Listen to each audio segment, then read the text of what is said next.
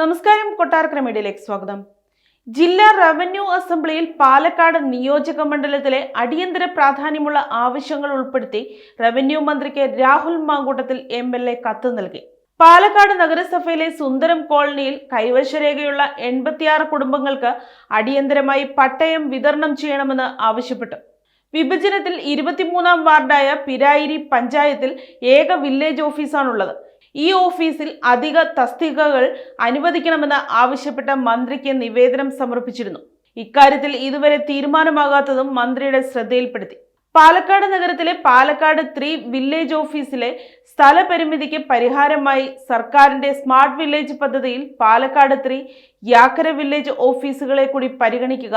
വീട് നിർമ്മാണത്തിനായി ഭൂമി തരം മാറ്റാൻ നൽകിയാൽ വർഷങ്ങളോളം കാത്തിരിക്കുന്ന അവസ്ഥയ്ക്ക് പരിഹാരം കാണുക, പാലക്കാട് നഗരത്തിൽ റവന്യൂ ടവർ സ്ഥാപിക്കുക തുടങ്ങിയ ആവശ്യങ്ങളും ഉന്നയിച്ചു.